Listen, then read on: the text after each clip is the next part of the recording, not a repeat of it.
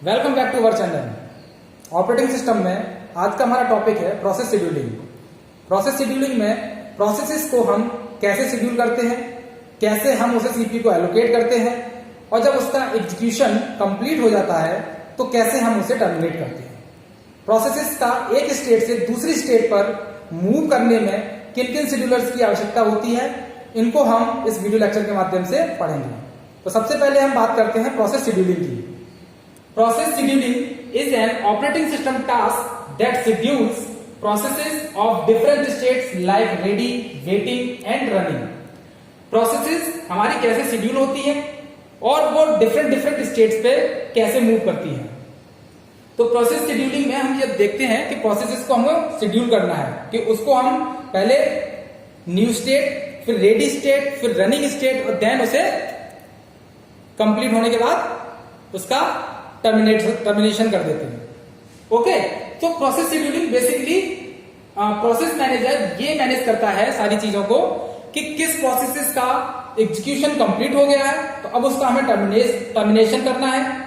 Then selection of processes कि हमें किस प्रोसेसेस को सेलेक्ट करके रेडी क्यू या रनिंग स्टेट में डालना है जिससे कि उसका एग्जीक्यूशन कंप्लीट हो सके। तो ये सारी की सारी एक्टिविटी प्रोसेस मैनेजर की होती है। अब बेसिकली ये जो स्टेट्स हैं तो इसमें हमारी प्रोसेसेस सबसे पहले किस स्टेट में है या किस स्टेट में रखी हुई है, तो इसके लिए हम प्रोसेस शेड्यूलिंग क्यू, तो प्रोसेस शेड्यूलिंग क्यू कि वो कौन कौन सी क्यूज होती है जहां पे हमारी प्रोसेसेस हैं और वहां से वो उन स्टेट में आएंगी जहां पे उनका कंप्लीशन एग्जीक्यूशन कंप्लीट होना है। तो बेसिकली इसमें हमारे पास 3 टाइप के क्यूज होती हैं जिसमें कि हमारी प्रोसेसेस रखी हुई हैं। तो सबसे पहले जो क्यू है वो होती है हमारी जॉब क्यू। जो हमारी क्यू है वो है हमारी जॉब क्यू। तो मैं इसका एक डायग्राम भी साथ के साथ बनाता चलता हूं जिससे कि आप लोगों को अच्छी तरह से समझ में आ जाएगा कि किस तरीके से ये वर्क करता है। तो मैं डायग्राम को मैं ऊपर बना देता हूं। तो देखिए सबसे पहले हमने बात की किसकी, जॉब की।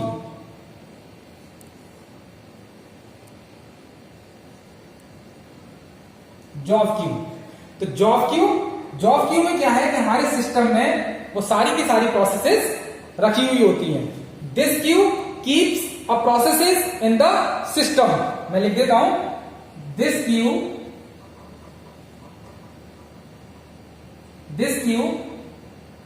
keeps all the processes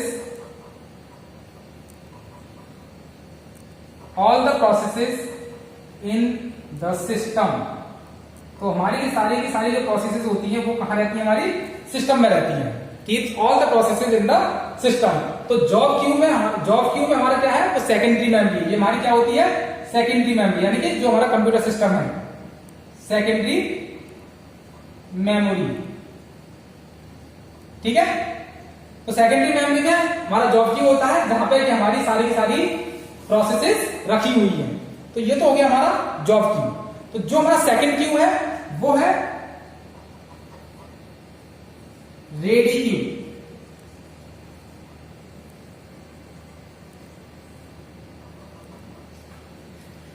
जो जॉब क्यू के बाद अब क्या आएगा हमारा रेडी क्यू। अब यानी कि हमारी प्रोसेसेस को हमने कहां पे शिफ्ट कर दिया, किस स्टेट पे मूव करा दिया, रेडी क्यू में। यानी कि इसका मतलब ये हुआ कि हमारी प्रोसेसेस जॉब क्यू में रखी हुई थी। अब हम उन प्रोसेसेस को हमें क्या करना है, एग्जीक्यूशन करना है। तो अब हम उस जॉब क्यू से कहां लेके आएंगे, रेडी क्यू में। यानी कि उनको हम तैयार करेंगे किसके लिए, एग्जीक्यूशन के लिए। ठीक है, तो अब हम इसको देखते हैं, इसकी डेफिनेशन देख लेते हैं। This queue keeps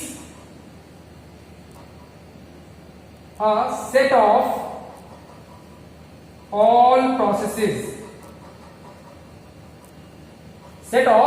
all processes in main memory residing in main memory,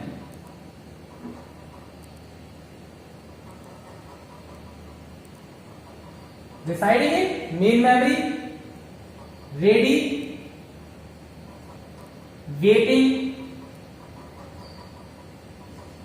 to execute.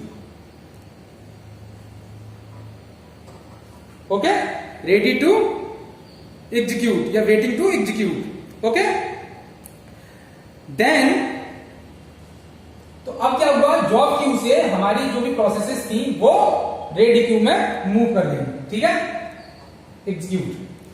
तो ये हमारी दो क्यू हो गई कि इनमें हमारे साथ हम प्रोसेसेस के साथ क्या क्या कर रहे हैं. पहले क्यू में हमारे पास सिस्टम के अंदर उस क्यू में प्रोसेसेस रखी हुई थी. देन अब हमने उनका क्या करना है, एग्जीक्यूशन करना है. तो अब हम क्या करेंगे, जॉब क्यू से उसे मूव कराएंगे किसमें, रेडी क्यू में. तो अब हमने क्या किया, उसको रेडी क्यू में मूव करा दिया.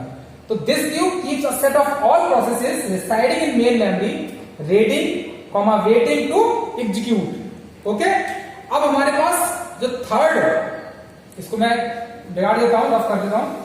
अब हमारे पास जो थर्ड क्यू है वो है डिवाइस क्यू.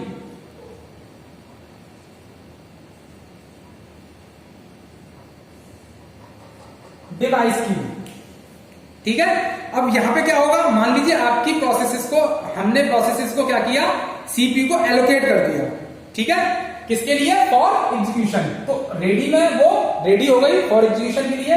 अब हमने उसमें क्या किया, सीपीयू को एलोकेट कर दिया.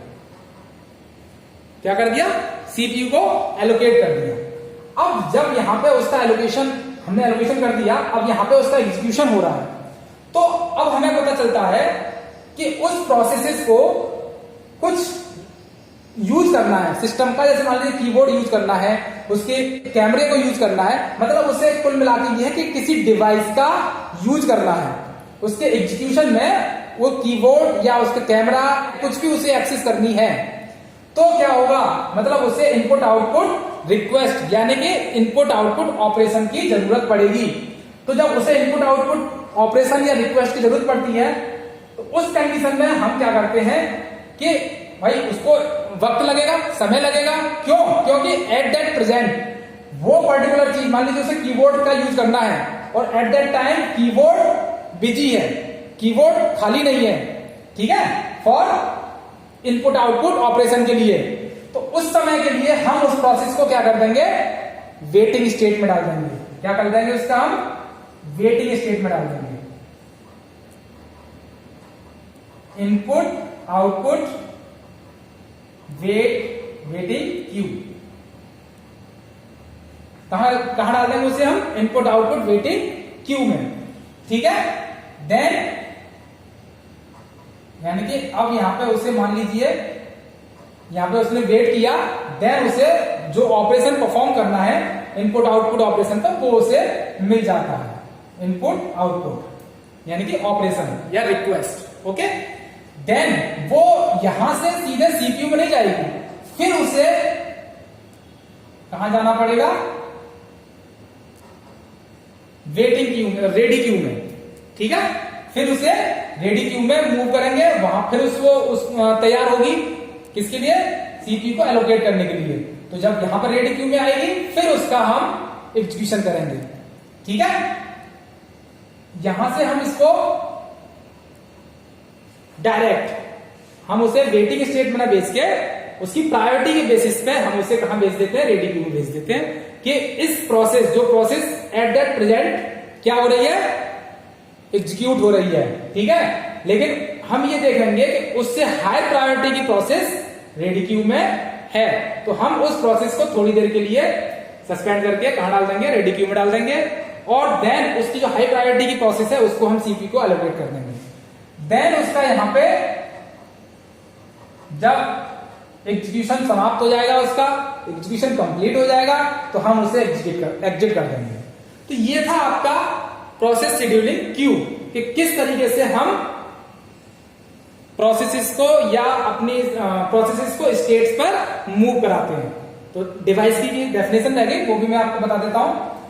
The processes the processes which are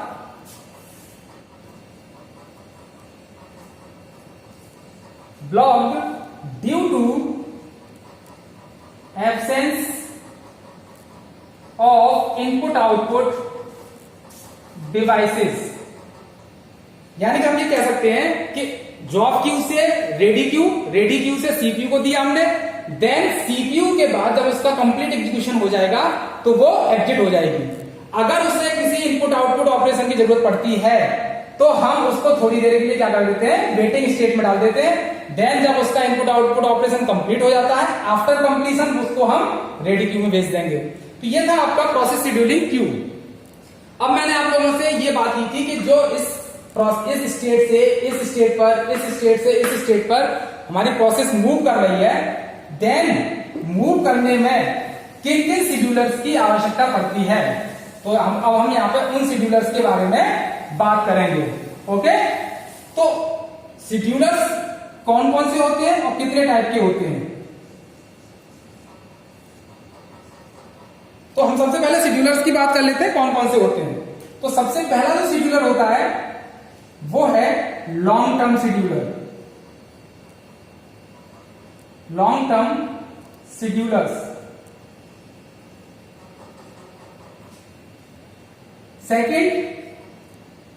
second होता है शॉर्ट टर्म शेड्यूलर।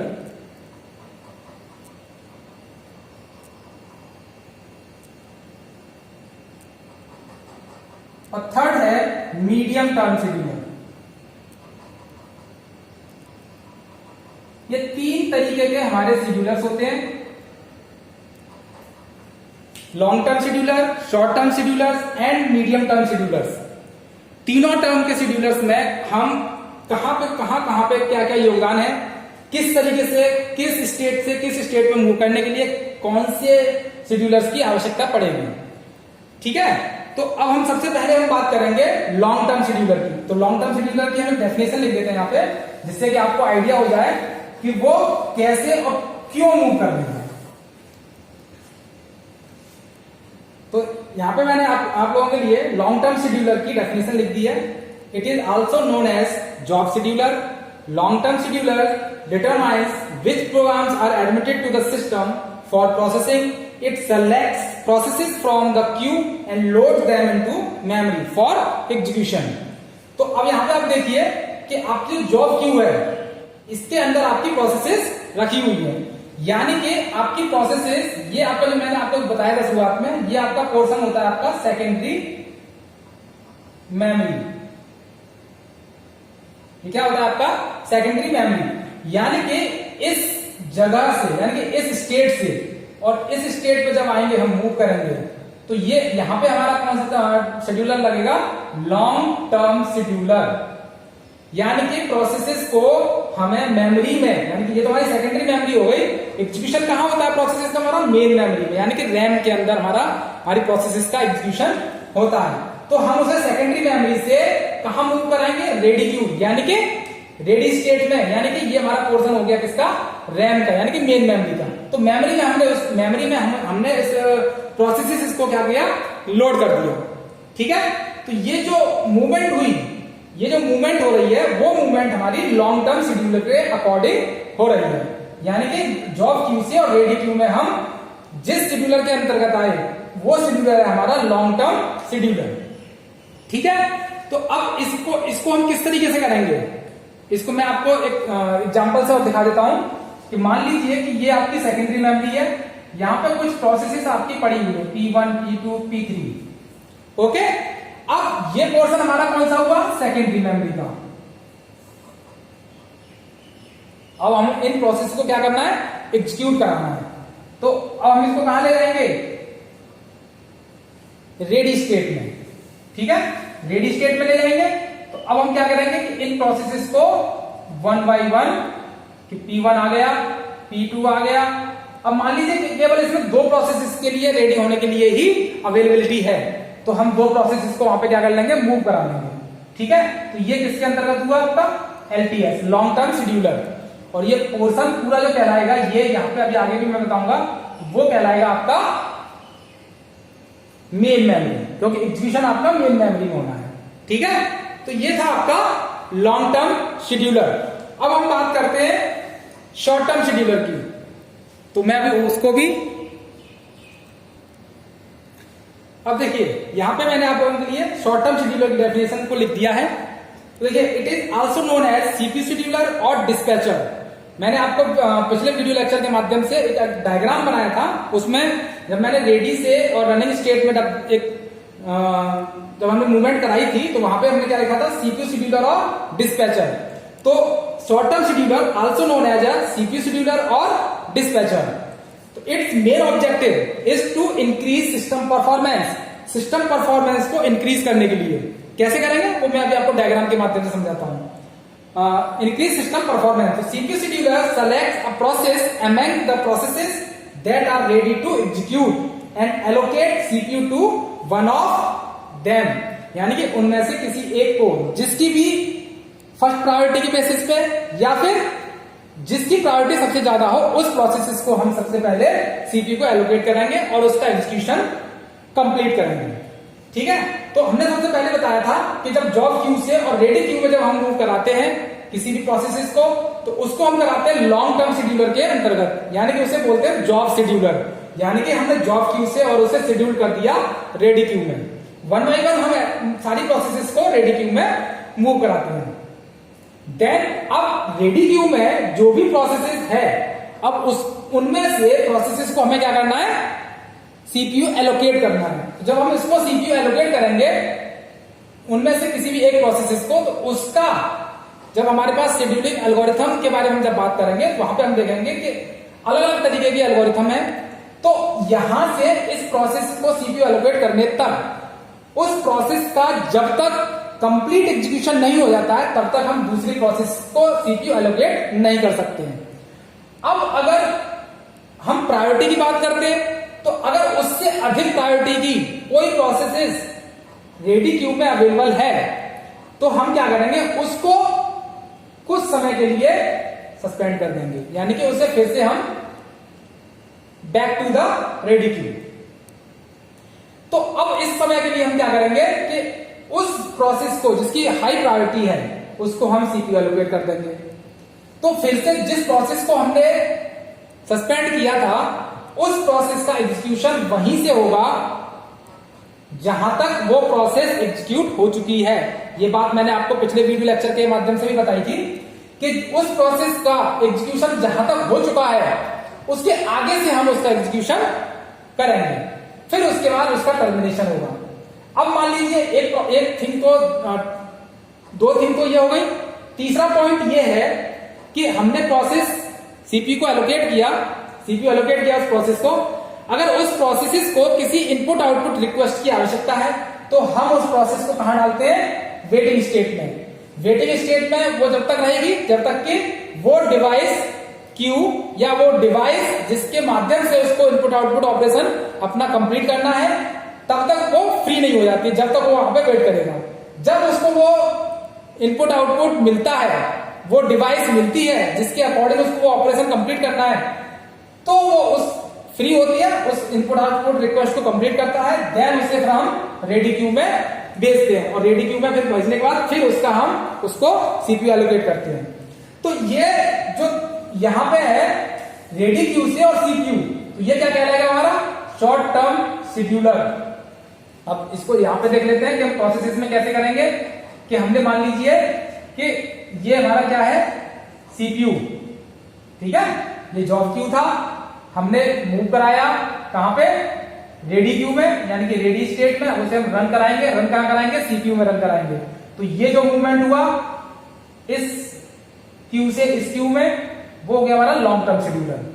ठीक है, अब हमको यहां से यहां मूव कराना है वन ऑफ द प्रोसेस जिसकी हमें एग्जीक्यूशन कंप्लीट करना है, जिस प्रोसेस की हमें एग्जीक्यूशन कंप्लीट करना है। ठीक है, तो हमने उस प्रोसेस को यहां पे मूव करा दिया। तो ये जो मूवमेंट हुआ, ये हुआ हमारा एसटीएस, यानी कि शॉर्ट टर्म शेड्यूलर, और इसको बोलते हैं हम सीपीयू शेड्यूलर या फिर डिस्पैचर। ठीक है, तो इस तरीके से हम शॉर्ट टर्म शेड्यूलर के माध्यम से उसको रेडी क्यू से और रेडी क्यू से उसे सीपीयू एलोकेट करते हैं, यानी सीपीयू वाले स्टेट में उसे भेज देते हैं, रनिंग स्टेट में, जब उसका जहां पे उसका एग्जीक्यूशन कंप्लीट हो सके। अब हम बात करते हैं थर्ड शेड्यूलर्स की। तो मैं आप लोगों को पहले इसकी डेफिनेशन लिख के दिखा देता हूं। यह है आपका मीडियम टर्म शेड्यूलर। तो इस शेड्यूलर में क्या होता है कि ये स्वैपिंग के काम आता है। जो मीडियम टर्म शेड्यूलर है वो स्वैपिंग में काम आता है। ये स्वैपिंग का एक पार्ट है कि जहां पे प्रोसेसेस को हमें सस्पेंड करना हो या उसे इनपुट आउटपुट रिक्वेस्ट की या ऑपरेशंस की आवश्यकता है, तो वहां पे भी हम इन प्रोसेसेस को क्या करते हैं, स्वैप इन स्वैप आउट करते हैं। तो it enables you to handle the swapped out processes in this scheduler. A running process can become suspended, which makes an input output request and operations. तो अब देखिए यहाँ पे क्या था कि हमने सेकेंडरी मेमोरी से उस प्रोसेस को कहां पे मूव कराया, सबसे पहले रेडी क्यू में, ठीक है। तो इसमें कौन सा शेड्यूलर यूज किया था हमने, लॉन्ग टर्म शेड्यूलर। देन अब हमने उस प्रोसेसेस को प्रोसेसेस, इन प्रोसेसेस में से हमने किसी एक प्रोसेस को स्टार्टिंग में क्या किया, सीपीयू एलोकेट किया। तो जो सीपीयू एलोकेशन हो रहा है वो शॉर्ट टर्म शेड्यूलर के माध्यम से हो रहा है। अब मान लीजिए ये इस प्रोसेस का एग्जीक्यूशन कंप्लीट हो रहा है, ठीक है, मतलब चल रहा है, रनिंग स्टेट में है, उसका एग्जीक्यूशन हो रहा है। तो उसको आवश्यकता पड़ी किस चीज की, इनपुट आउटपुट ऑपरेशन करने की या इनपुट आउटपुट रिक्वेस्ट की, यानी कि उसे किसी कीबोर्ड पे कार्य करना है, काम करना है, अपना कोई भी वर्क है उसे वो करना है। लेकिन एट दैट टाइम वो जो कीबोर्ड है वो फ्री नहीं है, अवेलेबल नहीं है। तो इस कंडीशन में हम क्या करेंगे, भाई लगेगा कि तुम्हारे पीछे बहुत सारे लोग खड़े हुए हैं और तुम्हें कुछ ऐसा काम करना है जिससे कि पीछे वाले जो व्यक्ति हैं उनका नंबर नहीं आ पाएगा। तो उस समय के लिए हम क्या करेंगे, उस व्यक्ति को अलग बैठा दिया, तो भाई अपना तू ये काम कर, यहाँ पे जो भी तुझे वर्क करना है उसके बाद अपना तो काम करना, जब उसके बाद तो अपनी लाइन में लगना। तो हमने उस लाइन से अलग कर दिया। तो इसके पीछे, इस बंदे के पीछे और भी जो बंदे खड़े हुए हैं, जब तक कि उनका कार्य खत्म हो जाएगा, उनका काम खत्म हो जाएगा, तो फिर इस बंदे को हम पहले सीपीयू एलोकेट नहीं करेंगे, हम उसे फिर से कहां लेके आएंगे, रेडी क्यू में लेके आएंगे। यानी कि इसको बोलेंगे हम सस्पेंडेड। क्या कर देंगे, उसे हम सस्पेंड कर देंगे। कहां सस्पेंड कर देंगे, भाई अलग साइड में हो जा, जब तक पीछे वाले लोगों का नंबर आने दे, यानी कि पीछे वाली प्रोसेस का नंबर आने दे। तो हमने क्या किया, उसको सस्पेंड कर दिया और उसे क्या कर दिया, भाई तेरा जो कार्य है, तुझे कीबोर्ड यूज करना है, तुझे कैमरा यूज करना है, तब तक तू साइड में आके इस काम को पूरा कर ले।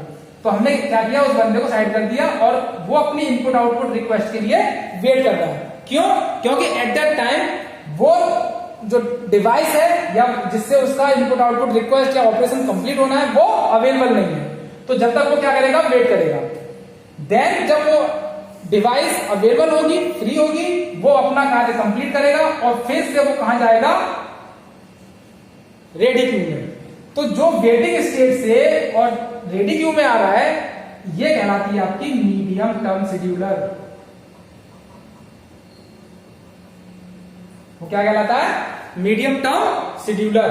यानी कि सीपीयू से हमने उसको थोड़ी देर के लिए हटा दिया, जैसे हमने जो सीपीयू एलोकेट किया था, हमने सीपीयू उसको एलोकेट नहीं किया, भाई अब तू साइड में आ जा। उस प्रोसेस से हम ये कहेंगे, उस व्यक्ति से हम ये कहेंगे, तू साइड में आ जा और बाकी जो प्रोसेस है उनको एग्जीक्यूशन उनका कंप्लीट होने दे। तो ये जो हमने उसको वेटिंग स्टेट में डाला, ये क्या कहलाता है, मीडियम टर्म शेड्यूलर, यानी कि MTS, ठीक है। तो इस तरीके से हम क्या करते हैं, अपनी जो एक स्टेट से और दूसरी स्टेट में प्रोसेस मूव हो रही है, वो मूवमेंट किस शेड्यूलर के अंतर्गत हो रही है, ठीक है। तो वो मैंने आपको यहां बताया कि सबसे पहले जॉब क्यू से रेडी क्यू में जाएंगे तो लॉन्ग टर्म शेड्यूलर, और रेडी क्यू से सीपीयू में जाएंगे तो शॉर्ट टर्म शेड्यूलर, और उसको अगर हम प्रोसेसेस को सस्पेंड करते हैं, वेटिंग स्टेट में डालते हैं, देन मीडियम टर्म शेड्यूलर। तो ये आपके 3 तरीके के शेड्यूलर थे, जिसके अकॉर्डिंग आप अपनी शेड्यूलिंग कर सकते हैं कि किस प्रोसेस को सीपीयू एलोकेट करना है और किस प्रोसेस को हमें वेटिंग स्टेट में डालना है, और किस प्रोसेस का एग्जीक्यूशन कंप्लीट हो जाए तो उसको हमें एग्जिट करना है, यानी टर्मिनेट करना है। तो ये था आपका प्रोसेस शेड्यूलिंग। इसमें हमें कितने तरीके के शेड्यूलर मिले? 3 तरीके के, long term scheduler, short term scheduler and medium term scheduler. Thank you. अगर आपको हमें इससे संबंधित कोई भी क्वेरी करनी हो तो वो आप हमसे कमेंट बॉक्स के माध्यम से पूछ सकते हैं। Thank you.